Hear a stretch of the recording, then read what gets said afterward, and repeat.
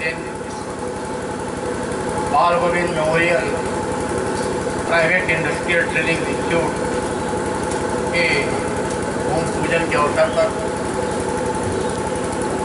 इस संस्थान के देश इस खोलने के पीछे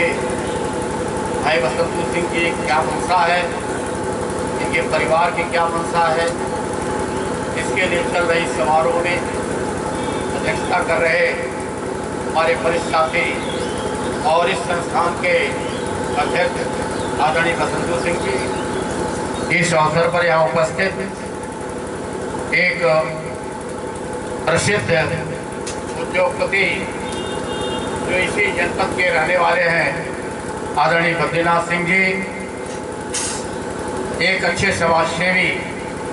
और होटल व्यवसाय को विभिन्न दिशा में बनारस में गति देने का मार्गदर्शन करने वाले आदरणीय देवेंद्र सिंह जी, यह पूरा लाल बहादुर शास्त्री विमानपत्तन जो क्षेत्र है उसकी व्यवस्था को देखने वाले आदरणीय आर.के. सिंह जी, आर.के. शर्मा जी, हमारे माध्यमिक शिक्षक संघ के प्रदेश संगठन मंत्री पूर्व के प्रधानाचार्य आदरणीय ज्वाला प्रसाद राय जी, संचालक जो हमारे इस संगठन में प्रदेश कार्य समिति के सदस्य हैं, माध्यमिक शिक्षक संघ की, वाराणसी जनपद के मंत्री हैं, एक योग्य शिक्षक हैं और इनकी योग्यता आपके संचालन से स्वयं आप परिचित हैं।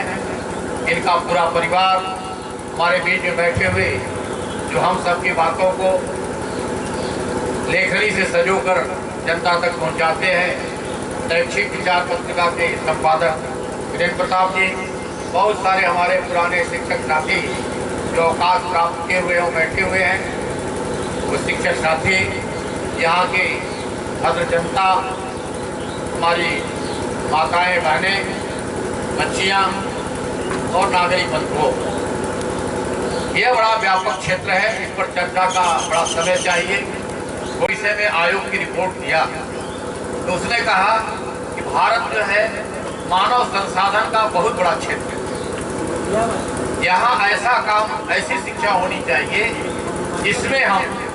हर हाथ का और हर मस्तिष्क का उपयोग कर सकें। सीधा सा काम लक्ष्य था, हर हाथ को काम और दूसरा लक्ष्य था हर खेत को पानी। अगर यह दो सुविधाएं हो जाए, यह दो चीजें दी जाए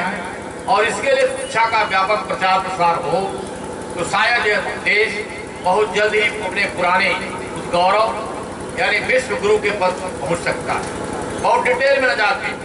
वहां उन्होंने बताया 10 धन 2 धन 3 पूरी शिक्षा को फर्स्ट डिग्री कोर्स तक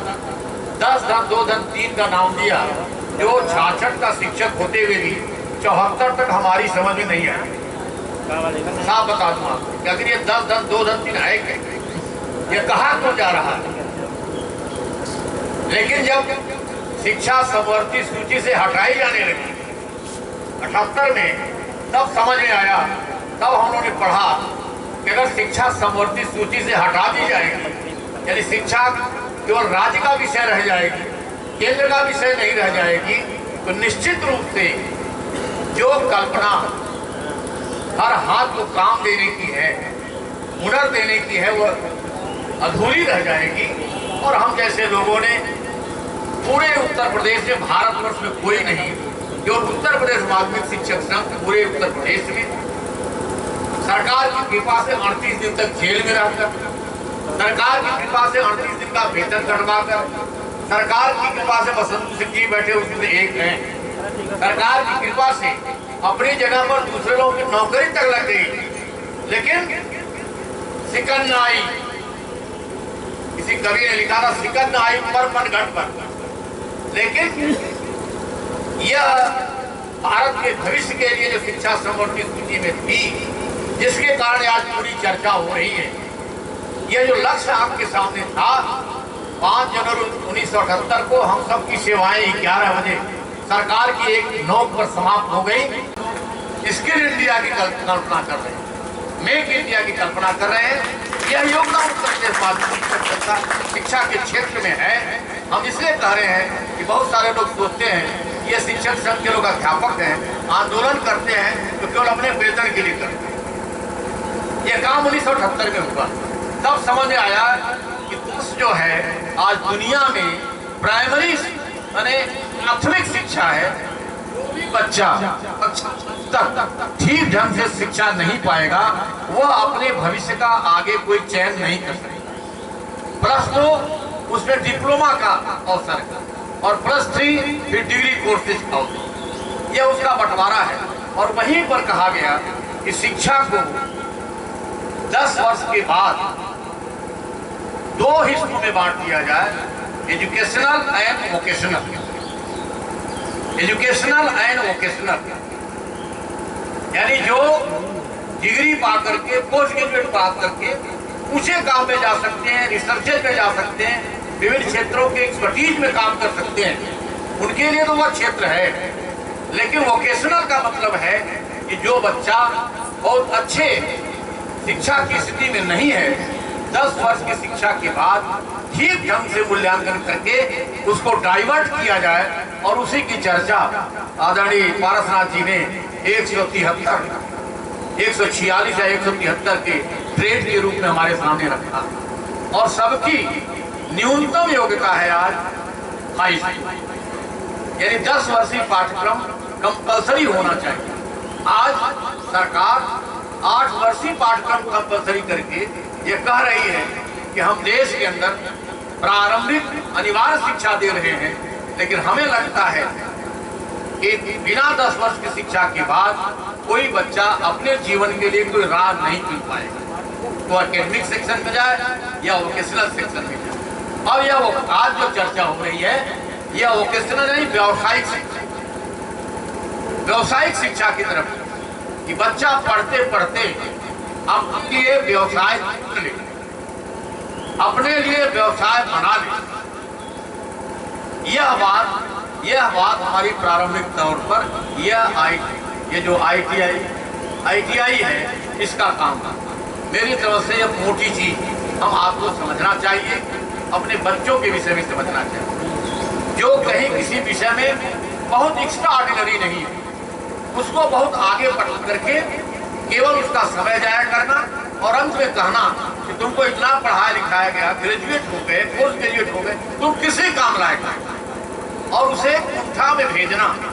यह उचित नहीं है। हाई स्कूल पर हम समझ जाते हैं कि लड़के का साइंस अच्छा है, गणित अच्छा है, तो अगर वह पढ़ेगा, थोड़ा लैंग्वेज ठीक है, तो वह निश्चित रूप से आगे जा करके एजुकेशन में, इंजीनियरिंग में, डॉक्टरी में या अन्य जो अच्छे क्षेत्र है उसमें जाएगा। लेकिन अगर सामान्य लेवल का है, वह प्लस 20 से ऊपर की उसकी का कैडर नहीं है, जिसे आजकल क्या करते हैं मनीष, आजकल हमारे एजुकेशन के मार्कशीट पर लिखा जा रहा है डिवीजन के साथ साथ ग्रेड लिखा जा रहा है, और ग्रेड का लोग बड़ी हंसी उड़ा रहे हैं। ये दुर्भाग्य है।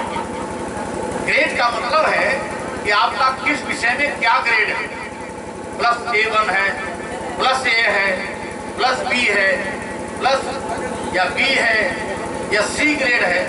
वह यह बताता है कि आपके बच्चे की मेंटल कैपेसिटी क्या है, मेंटल अप्रोच क्या है, मानसिक क्षमता उसकी क्या है, उसकी पहुंच क्या है। और गार्जियन और अध्यापक अगर केवल इंटर में साइंस पढ़ाओ, या इंजीनियर होगा, या डॉक्टर होगा, इसमें ले जा करके और फिर यहाँ से उठा के अगर बसंतु भाई के पुण्य से पारसनाथ जी का लड़का हुआ और ये बड़ा आज की आर्थिक स्थिति में है, तो 2 साल के लिए ले जाके इसको राजस्थान पटक देंगे, उस रेगिस्तान कोटा कहलाता है, और उस रात कोटा में जा करके पूरा जीवन टोटा हो जाता है। अगर वह कहीं कुछ कर पाया तो कर पाया, वरना फिर बनारस में लौट करके फ्रस्ट्रेटेड स्थिति में बनारस की सड़कों पर घूमता है। यह मेरा अनुभव। और आज कोटा में ऐसे फ्रस्ट्रेटेड लोगों के मृत्यु का कोटा भी बना, सबसे ज्यादा आत्महत्या उसी कोटा में होती। हमसे पूछा गया कोटा इंस्टीट्यूट के विषय में क्या कहना है, तो हमने कहा कि यह डेथ का कोटा निर्माण करता है कि कितने बच्चे बजिल्ड होकर के यहाँ अपनी आत्महत्या करेंगे, क्योंकि लाखों रुपया लगाते हैं 2 साल में,